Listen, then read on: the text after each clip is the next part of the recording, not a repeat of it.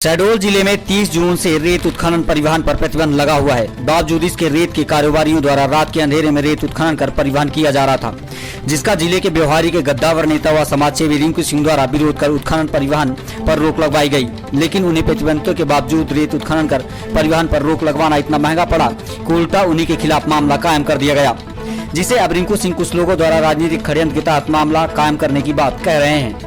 शहडोल जिले में 30 जून से रेत उत्खनन व परिवहन पर कलेक्टर द्वारा रोक लगाने के निर्देश दिए गए हैं। बावजूद इसके जिले के जयसिंहनगर थाना क्षेत्र में मसीरा घाट से जिले में रेत का कारोबार कर रही बंशिका कंपनी कर्मचारियों द्वारा रात के अंधेरे मशीन लगवाकर खुलेआम रेत का उत्खनन किया जा रहा था, जिसकी जानकारी स्थानीय लोगों ने व्यवहारी गद्दावर नेता व समाज सेवी वीरेश सिंह रिंकू को दी। रिंकू सिंह ने पहले तो मामले की जानकारी जयसिंहनगर पुलिस को दी, जिसके बाद वे खुद मौके पर पहुंचकर आपत्ति दर्ज कराते हुए प्रतिबंधितों के बावजूद रेत उत्खनन पर रोक लगवाई, जिसके कुछ देर बाद उल्टा जयसिंहनगर पुलिस ने रिंकू सिंह के ही खिलाफ मारपीट, गाली गलौज के अन्य धाराओं के तहत मामला कायम कर दिया, जिसे रिंकू सिंह गलत ठहराते हुए इसे राजनीतिक षड्यंत्र बता रहे हैं। उनका कहना है कि राजनीतिक षड्यंत्र के चलते उनके खिलाफ मामला कायम किया गया है, जो सरासर गलत है। रेत उत्खनन का जिस समय रिंकू सिंह विरोध कर रहे थे, उस समय वहां पर जयसिंहनगर पुलिसकर्मी मौजूद रहे और जिस मशीन से उत्खनन किया जा रहा था उस मशीन को वहां से हटा लेने की बात कर रहे थे, जो कि वीडियो में साफ तौर पर देखा जा सकता है।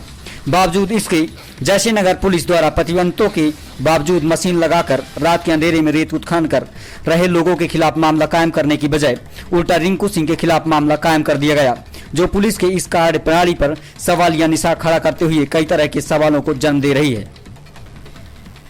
ये मसीरा गांव की घटना है। मसीरा गांव में रेत सोन नदी की रेत का अवैध उत्खनन का मामला है।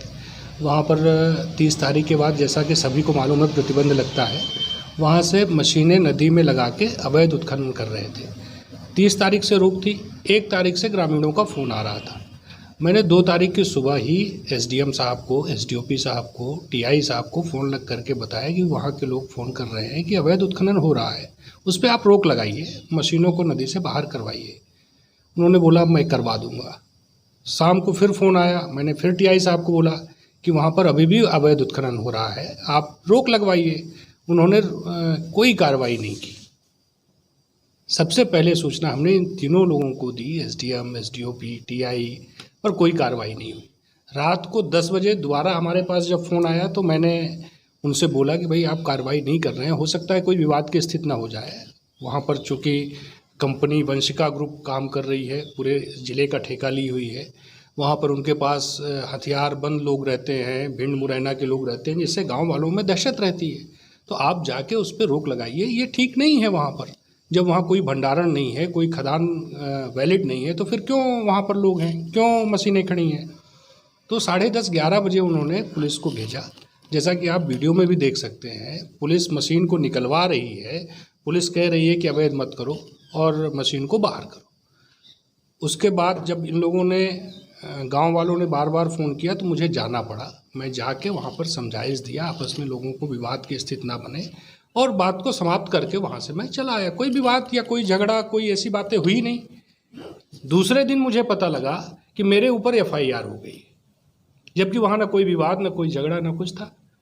और कार्रवाई ठीक है, पुलिस को लग रहा है कि कोई अगर विवाद हुआ, जबकि वहाँ पर मौके पर पुलिस मौजूद थी, पुलिस खुद खड़ी थी। आप वीडियो में भी देख सकते हैं कि पुलिस वहाँ पर खड़ी, पुलिस के सामने हम लोग वहाँ पर गए, पर एफआईआर हमारे ऊपर हो रही है।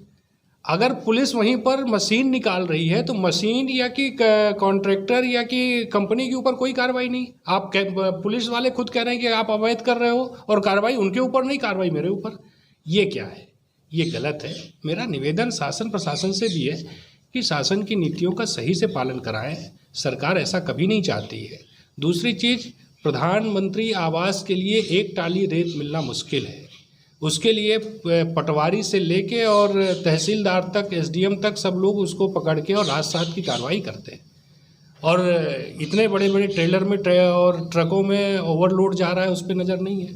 अवैध हो रहा है, उस पर नज़र नहीं है। जो मुकदमा कायम हुआ है उसको आप क्या मानते हैं? क्या ये राजनीतिक षड्यंत्र है। ये दूसरी चीज़ों के लोग, अगर हमने गलत पे बोल दिया है तो षड्यंत्र करके फंसाने का वो है। हमें क्या मतलब है भाई? हम तो अगर जनता बुलाएगी, पब्लिक बुलाएगी तो हम जाएंगे।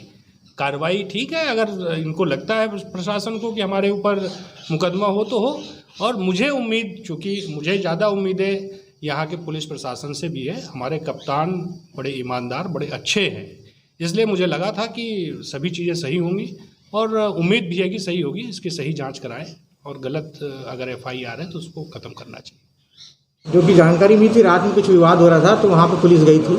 नदी में कोई मशीन मिली नहीं थी पुलिस को, पर ये है कि वहाँ लड़ाई झगड़े की संभावना थी तो उस पर कार्रवाई की गई है।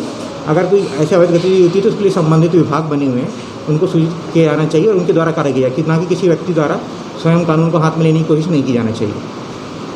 सर वहाँ पे मशीन वगैरह मिली थी क्या मौके पे? जैसे जो पुलिस गई थी उसको नदी के अंदर कोई मशीन नहीं मिली। मामला क्या कायम हुआ, किस तरह का मामला कायम हुआ? क्या उनके द्वारा कुछ वहाँ पे उत्पाद वगैरह मचाया गया था? दो पक्षों के बीच लड़ाई होने की संभावना थी, इसलिए पुलिस के पहुँचने और रुकवा के फिर आगामी वैधानिक कार्रवाई की गई थी। फायरिंग भी हुई थी क्या? हाँ, फायरिंग भी हुई थी वहाँ पर? नहीं, फायरिंग के कोई प्रमाण नहीं मिले।